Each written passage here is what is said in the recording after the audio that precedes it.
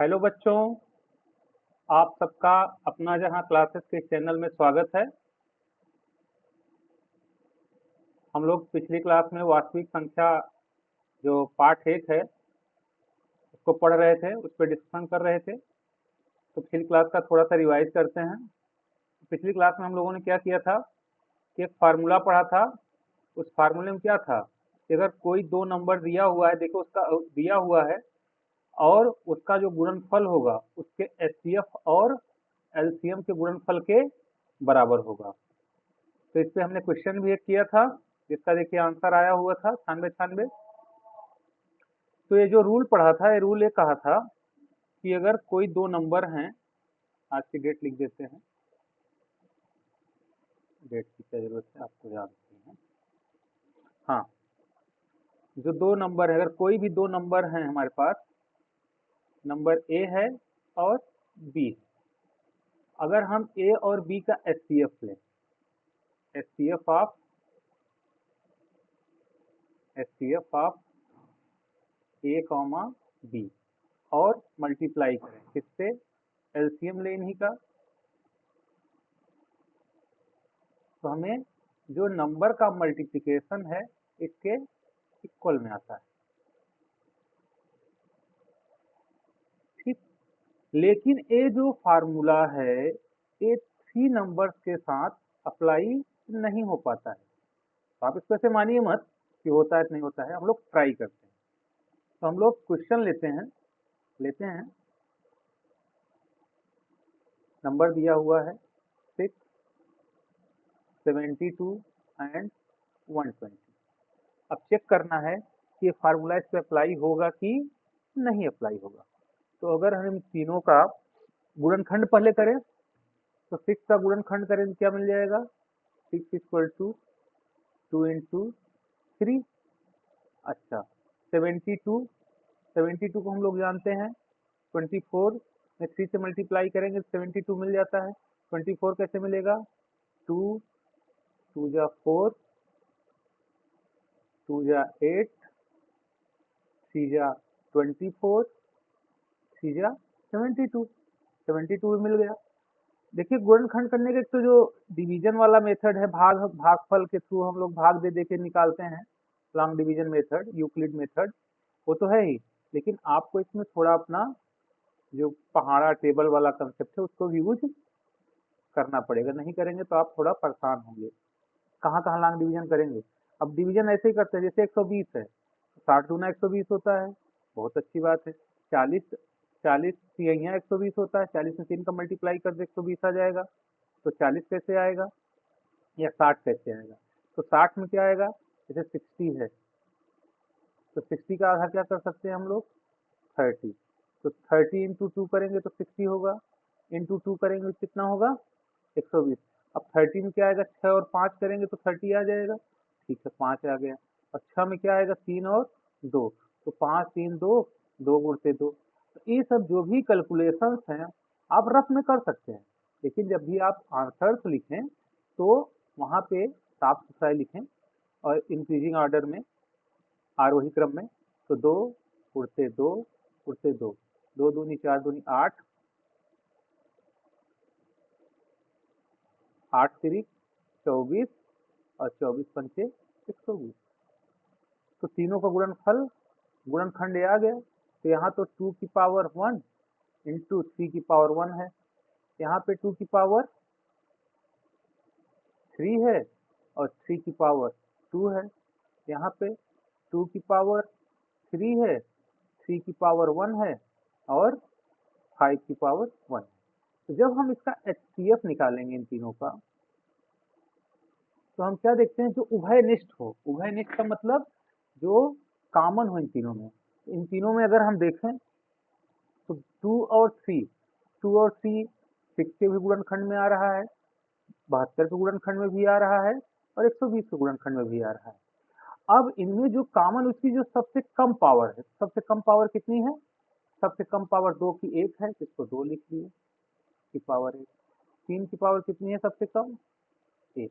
तो इसका जब भी हम एचसीएफ निकाले तो कितना आ जाएगा, इन तीनों संख्याओं का एचसीएफ क्या मिल के आ गया, एचसीएफ आ गया हमारे पास 6। सॉरी,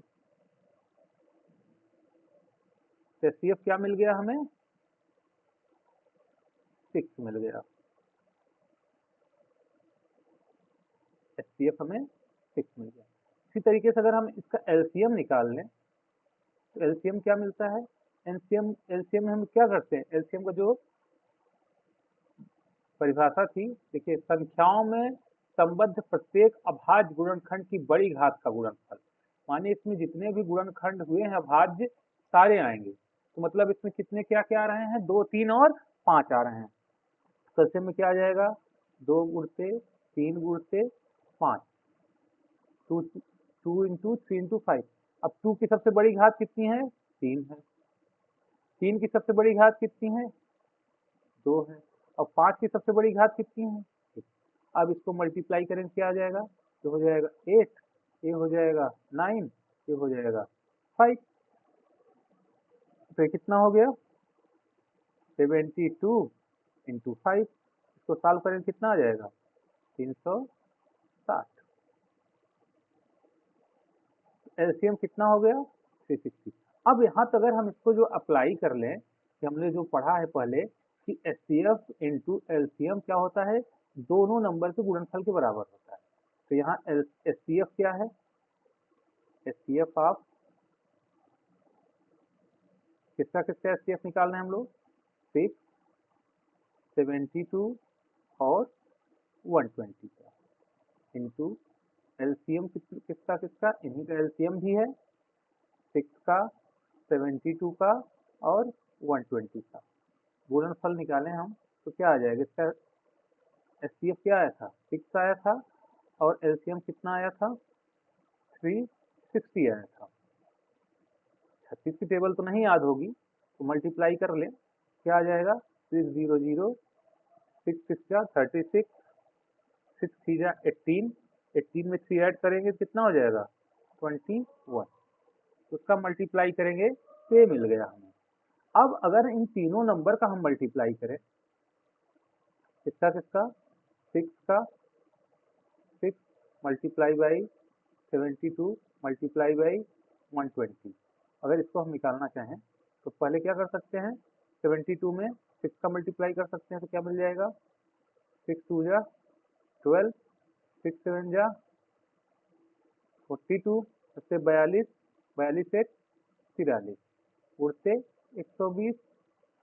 अब यहाँ इसका गुणा कर लेते हैं, 120। अब एक चाहे तो यहाँ जीरो लगा सकते हैं, 12 दूना 24 का 4, हासिल लगा 2, बाकी है 36, 36 हासिल 2 लगा था, करीब बाकी है 36, 36 2 38, 38 का हाथ करीब है 3, 5 चौक 48, 48 3 51। तो कितना आया नंबर, 53840। इसका सोल्यूशन इसका नंबर कितना आया था, 2160। इसको हम कह सकते हैं कि अगर 3 नंबर की बात की जाए तो 6 गुणते 72 गुणते 120 नॉट इक्वल टू के बराबर नहीं होता किसके, HCF of 6 comma 72 comma 120 into LCM of 6 72 comma 120। तो ये जो रूल था ये 3 के लिए तो अप्लीकेबल नहीं है, ये केवल 2 के लिए अप्लीकेबल है। आपके बुक में जो है प्रश्नावली दी हुई है, उससे कुछ क्वेश्चन हम सॉल्व करने का यहाँ पे प्रयास करते हैं। तो क्वेश्चन है, लिखा है निम्नलिखित संख्याओं में अभाज्य गुणनखंडों के गुणनफल के रूप में व्यक्त कीजिए। वही अभाज्य को ही हम लोग प्राइम नंबर बोलते हैं, एक कभी प्राइम नंबर नहीं है। तो इसको जो अभाज्य गुणनखंड में निकालने का तरीका जो है, आपका मेथड वही रहेगा,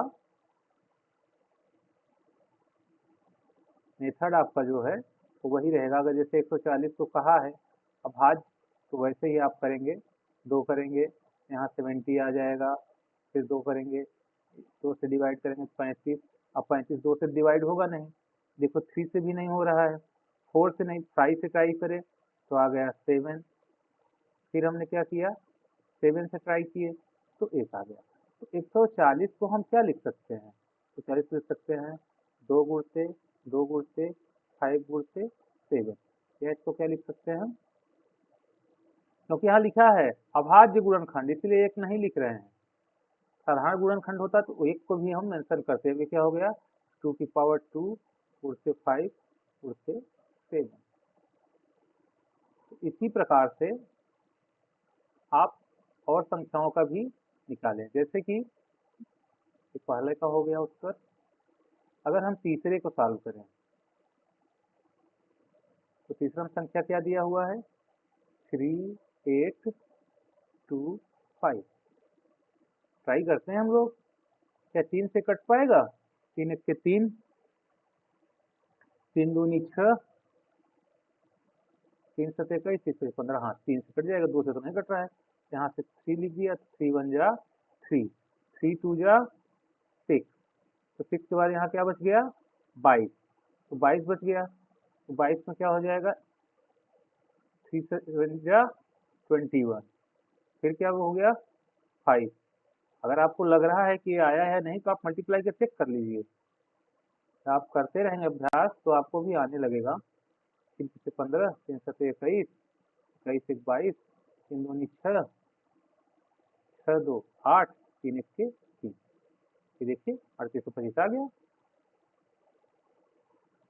ठीक, फिर इसको देखिए क्या है, 2 से तो कटेगा नहीं, 3 से कट जाएगा, 3 4 जा 12, बार तो जा नहीं रहा है, तो क्या आया 7 आया, 3 2 जा 7, फिर क्या आया 5, तो क्या हो गया 425। वैसे भी अगर आप चाहे 1275 लिखा है तो 1/3 करेंगे 425 हो गया। अभी 425 क्या 3 से कटेगा, 3 से नहीं कट पाएगा। क्या 4 से कटेगा, 4 में तो कहीं 5 आता ही नहीं। इसको हम 5 से ट्राई करते हैं, 5 से अगर डिवाइड करेंगे तो 425 क्या आ जाएगा, 5 5 अच्छे 40 और 25 है, तो क्या हो गया 5 5 25। फिर इसको हम 5 से ट्राई कर सकते हैं, तो क्या आ गया 17 5 50 ही होता है। फिर 17 से ट्राई कर लिए तो क्या आया 1 आया। तो अब जो 3 8 2 5 है, अभाज्य गुणनखंड इसका क्या हो जाएगा 3 इंटू 3 इंटू 5 इंटू 5 इंटू 17। 17 ही क्या है अभाज्य संख्या है। इसको क्या लिख सकते हैं 3 की घाते 2 उड़ते 5 की घाते 2 उड़ते 17, ये हो गया उत्तर। ऐसे ही आप इन दोनों सवालों को भी आप सॉल्व कर पाएंगे, 5005 को और 7429 को। अगर आपको कोई दिक्कत होती है तो आप कमेंट में लिख सकते हैं कि हमें सॉल्व करने में दिक्कत हो रही है, उसका भी सोल्यूशन मैं आपको प्रोवाइड करता हूँ। अब आगे चलते हैं, नेक्स्ट क्वेश्चन लेते हैं। आपकी बुक से ही क्वेश्चंस मैं ले रहा हूँ जिससे आपको समझ में आए, ठीक है। चलिए क्वेश्चन आपकी बुक से ही मैं यहाँ पे ला रहा हूँ।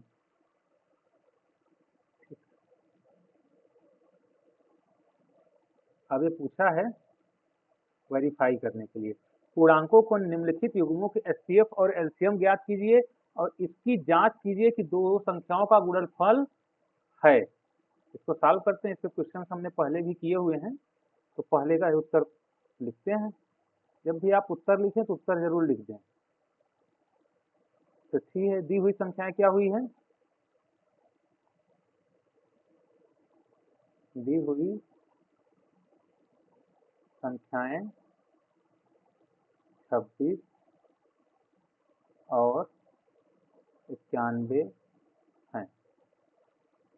26 का गुणनखंड क्या होता है 26 बराबर 13 दूना 26, तो 2 गुणते 13। अच्छा, 91 का 13 सत्ते 91 होता है, तो 7 गुणते 13। ये दोनों प्राइम नंबर ही हैं, ठीक है, या अभाज्य संख्या। 7 और 13 भी अभाज्य संख्या है, 2 और 13 भी अभाज्य संख्या है। अब इसका हम एचसीएफ अगर निकालें तो एचसीएफ क्या आ जाएगा, देखिए यहाँ पे दोनों में 2 नहीं है, 13 है, इसका एचसीएफ क्या आएगा? 13, 13 की घात 1 है, एचसीएफ इसका 13 मिल जाएगा। लेकिन जब हम एलसीएम निकालेंगे तो एलसीएम क्या आएगा? सब कुछ आएगा, 2 भी आएगा, 7 भी आएगा और 13 आएगा। ठीक, तो 2 की घात सबसे मैक्सिमम कितनी है? 1 है। 7 की मैक्सिमम घात कितनी है? 1 है। और 13 की मैक्सिमम घात कितनी है? 1 है। तो ये हो जाएगा एलसीएम। कितनी वैल्यू आ जाएगी इसकी? 13 से 91 और 91 दूना 90 दूना 180। ऐसे आप मल्टीप्लाई कर लीजिए यहाँ पे। 2 1 जा 2, 2 9 जा 52, तो आ गया कितना? 182। तो एलसीएम इसका सॉल्व होकर कितना आया? 182। आप ध्यान दीजिए, हो सकता है कैलकुलेशन मुझसे कहीं गलती हो जाए तो कमेंट में जरूर बताइएगा कि सर ये गलती हुआ है क्या। हो सकता है कैलकुलेशन में कहीं गलती हो सकती है। ठीक, चलिए ठीक, आगे हम लोग चलते हैं। अब इसमें जो पूछ रहा है कि क्या एलसीएम एचसीएफ का मल्टीप्लिकेशन इन दोनों के मल्टीप्लिकेशन के बराबर है, इसको चेक करने के लिए पहले हम लोग क्या करेंगे? 91 में 26 का मल्टीप्लाई करेंगे। तो कैसे आ जाएगा ये? हम लोग यहाँ कोई आइडेंटिटी नहीं यूज कर रहे हैं, सीधे मल्टीप्लिकेशन कर ले रहे हैं। तो 6 1 जा 6, 6 9 जा 54, 2 1 जा 2, 2 9 जा 18। ऐड कर लीजिए, 6 6 8 5 13 3, करी गया ये 1, ये आ गया 2366। तो ये नंबर का हो गया संख्या 1 और संख्या 2 का गुणनफल। यहाँ लिख दिया हमने, दी हुई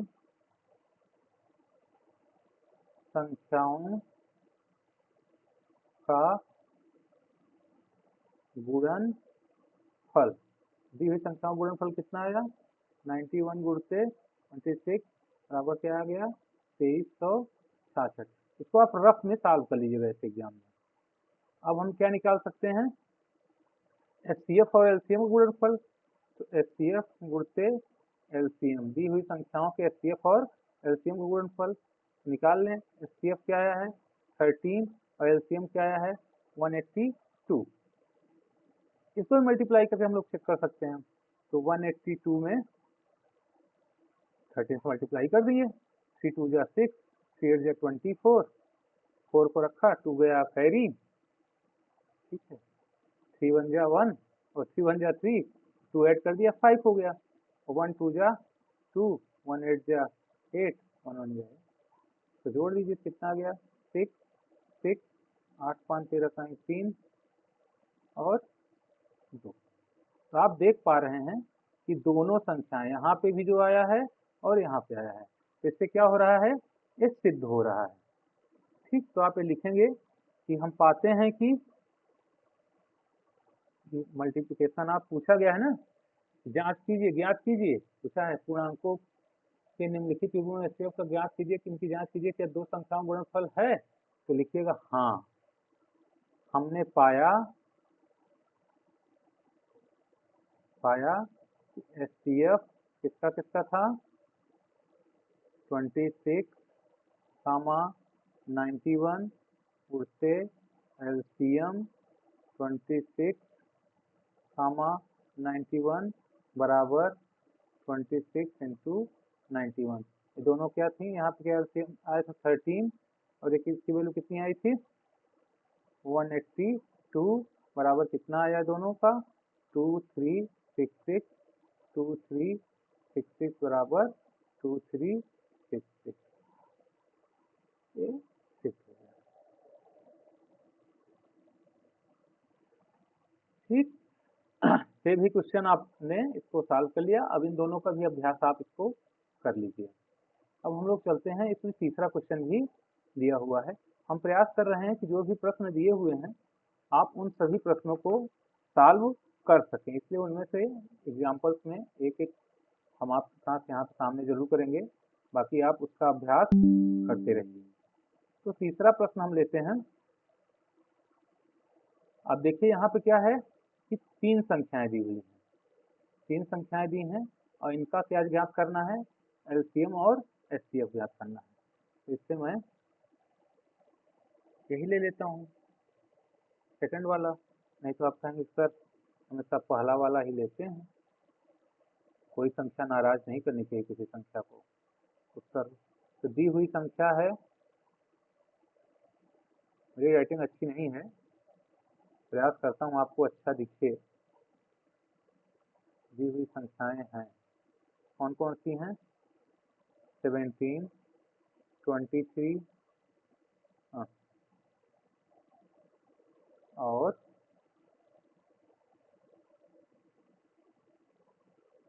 29।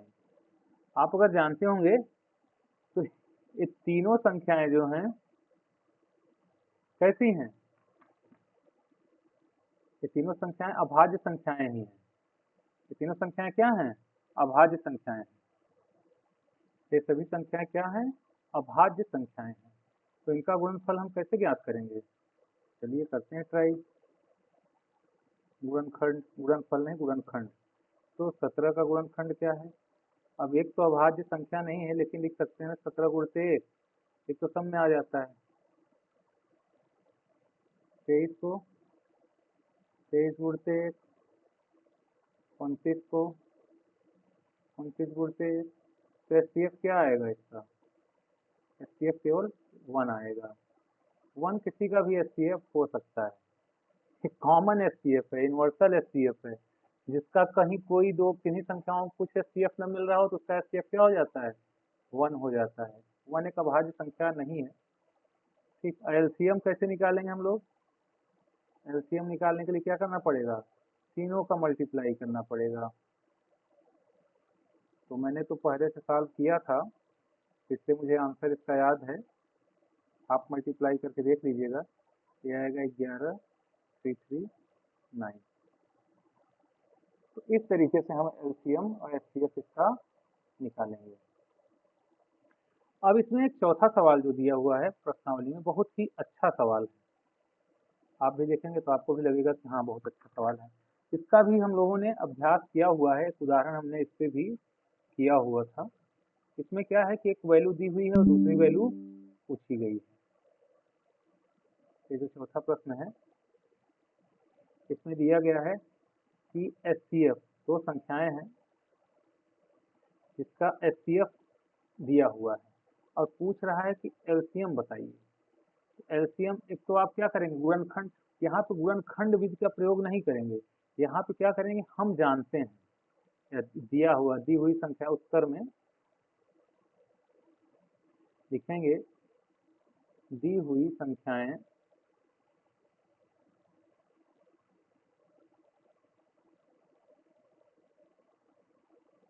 हैं। क्या है दी हुई संख्याएं? 306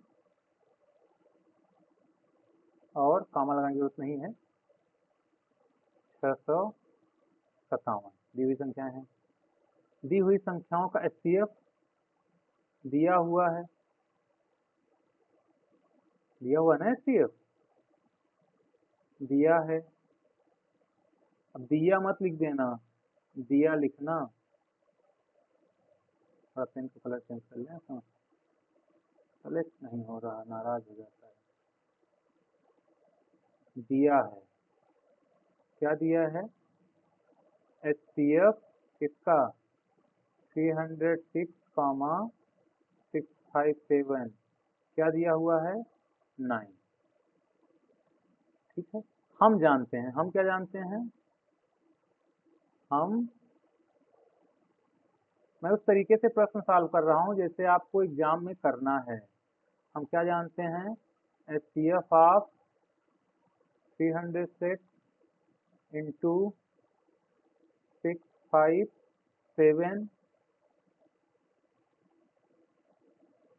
और मल्टीप्लाई कर लेंगे इसमें एलसीएम का, इंटू एलसीएम ऑफ 306 कामा 657 बराबर किसके? 306 इंटू 657। अब पूछ रहा है एलसीएम, एलसीएम पूछ रहा है, अतः एलसीएम 306 कामा 657 किसके बराबर हो जाएगा? दोनों का गुणनफल को 5 7 को हम डिवाइड कर दें किससे, HCF से, HCF 306 सॉरी कॉमा लगाएंगे, HCF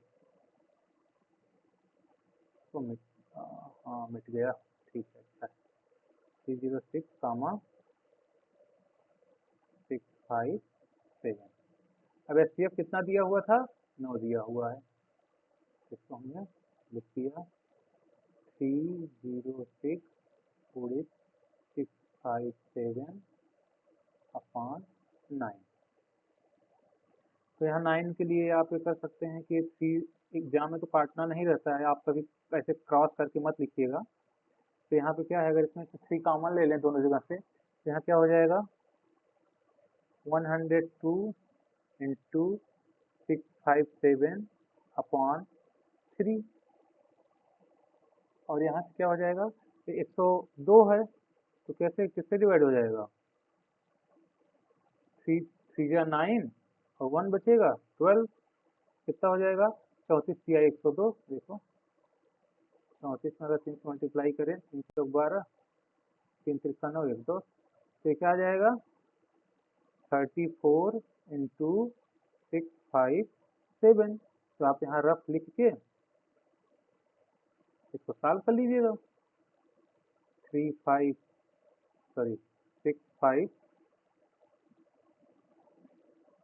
एग्जाम में जब कहीं अगर आप रफ करें तो उस एरिया को ऐसे बना के ऐसे लिख दें, रफ कार्य लिख दें, रफ कार्य, तो एग्जामिनर इस पर ध्यान नहीं देगा और ये समझेगा कि आपने अच्छे से काम किया है, नकल नहीं किया। आपने 34 को मल्टीप्लाई कर दिया, तो क्या हो गया 4 से 28 सही 8, 4 5 से 20, 20 2 22 सही 2, करी गया 2, 60 में 24, 24 2 26, तो करी खत्म, 3 7 जा 21, करी गया 2, 3 5 जा 15 2 17, करी गया 1, 3 6 जा 18 1 19, ऐड कर दीजिए 8 3 3 2 2 से आ गया एलसीएम इसका 22 3 3 8। अगर आप इसको चेक कर लीजिएगा तो मेरे ख्याल से इस सवाल में आपको कोई दिक्कत नहीं होनी चाहिए। अब इसमें जो अगला प्रश्न दिया हुआ है वो बहुत ही अच्छा प्रश्न है और वैसा हमने एक एग्जाम्पल किया हुआ था। इसमें अगला प्रश्न जो दिया हुआ है 6वां, बहुत ही अच्छा प्रश्न है और ऐसा हम लोग एक उदाहरण में कर चुके हैं। ले आता हूं मैं यहाँ पे आपके लिए प्रश्न, मैं आपको दिखा भी, अरे सॉरी फिफ्थ नहीं किया अभी ना हम लोगों ने, पहले फिफ्थ कर लेते हैं।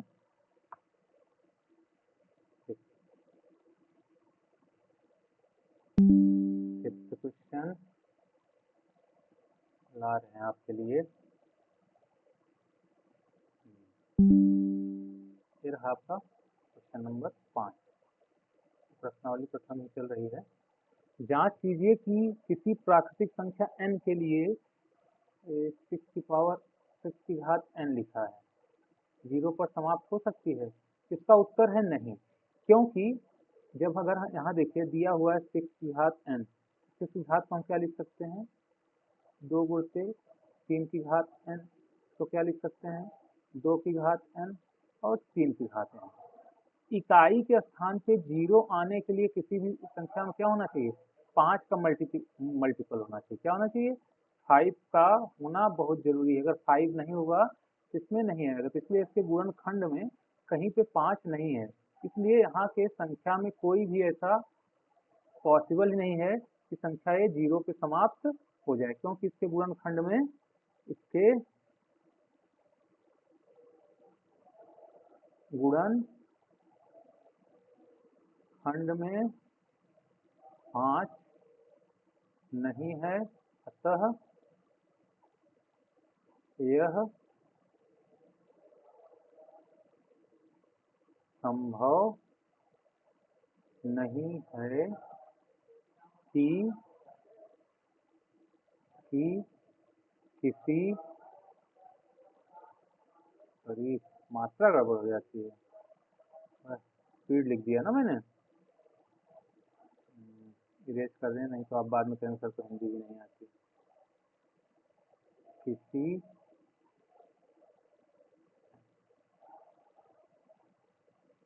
प्राकृत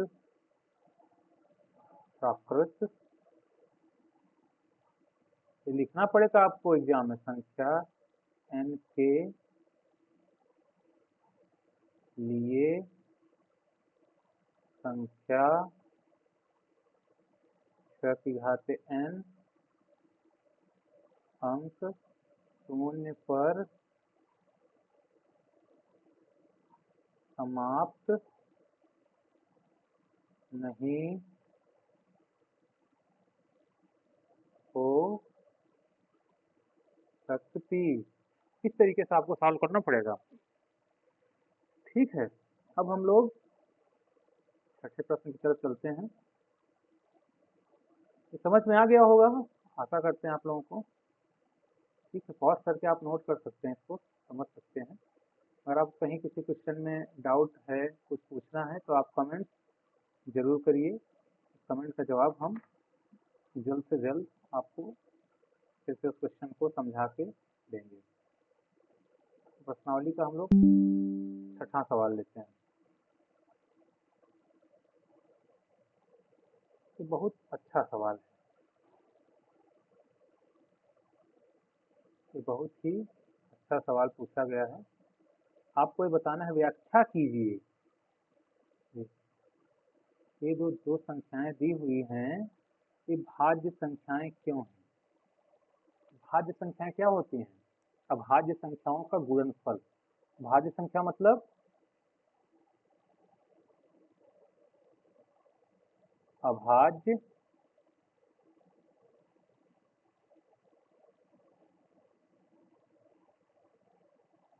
संख्याओं का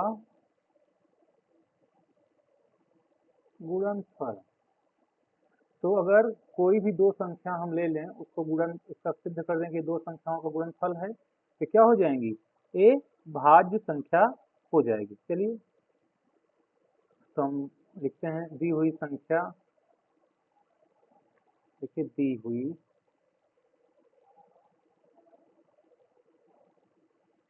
संख्या है, क्या है? 7 इंटू 11 इंटू 13 प्लस 13। अब इसको हम क्या लिख सकते हैं? ध्यान दीजिए, यहाँ भी 13 है, यहाँ भी 13 है, तो 13 को हम कॉमन ले सकते हैं। यहाँ पे गुणन, तो यहाँ क्या आ जाएगा? 7 गुणते 11 गुणते 1 प्लस 1। अब इसको सॉल्व करिए तो क्या मिल गया? ये 77, फिर हो गया 13, अंदर क्या हुआ? 77 प्लस 1, ये क्या हो गया? 13 इंटू 78, 78। अब भाज्य संख्याओं का गुणनफल 78 को आप गुणनखंड कर दीजिए, तब भाज्य संख्या में टूट जाएगा, और ये क्या हो गया? दो संख्याओं का गुणनफल है, इसलिए क्या है? इसलिए अतः क्या हुआ है? ये भाज्य संख्या है। जैसे ही दो का गुणनफल आया, किन्हीं दो संख्याओं का, ये संख्या क्या हो गई? भाज्य संख्या है। इसी प्रकार से हम दूसरा वाला भी सॉल्व कर सकते हैं, जिसमें क्या दिया हुआ है? हाँ, दिया हुआ है 6 7 उससे 6 उससे 5 उससे 4 उससे 3 2 उससे 1 प्लस 5। तो इसको भाज्य संख्या सिद्ध करने के लिए क्या करेंगे? ध्यान दीजिए, दोनों में दोनों जगह 5 है, प्लस के साथ। इधर मल्टीप्लिकेशन में है, यहाँ भी है। अगर हम यहाँ पे 5 क्या ले लें? उभयनिष्ठ है 5 दोनों में। अगर हम उसको बाहर निकाल लें तो क्या हो जाएगा? 7 गुणे 6 गुणे 1 गुणे 4। अच्छा, 5 चला गया तो 5 में क्या बचा? 1 बचा। 4 गुणे 3 गुणे 2 गुणे 1 +1।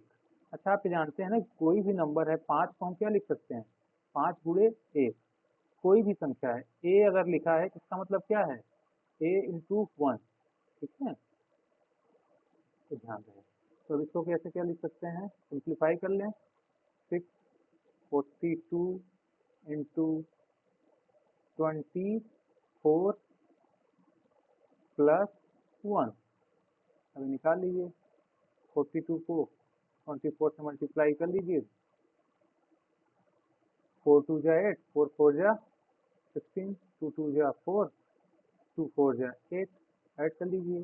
8 4 10 0, 8 1 9 1 10, कितना आ गया 1008।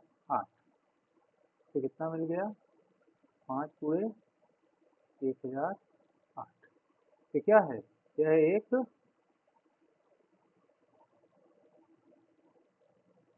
भाज्य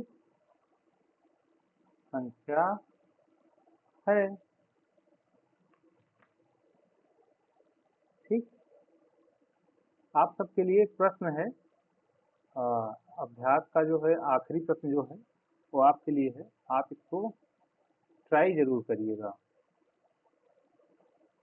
इसमें एलसीएम एचसीएफ का ही प्रयोग है। ये प्रश्न है आपके लिए है, ट्राई जरूर करिए। प्रश्न आप इसको ट्राई जरूर करिए, और आप चैनल पे नए हैं तो इसको सब्सक्राइब कर लीजिए। सब्सक्राइब करने में कोई पैसा नहीं लगता है, और लाइक करिए, और आपके और जो साथियों हों उनको भी आप बताइए इस चैनल के बारे में, जिनको भी अगर पढ़ना है। आगे हम प्रयास करेंगे कि आपके यहाँ जो साइंस है उसके भी चैप्टर्स को समझाने का हम इस चैनल के माध्यम से प्रयास करेंगे। धन्यवाद बच्चों।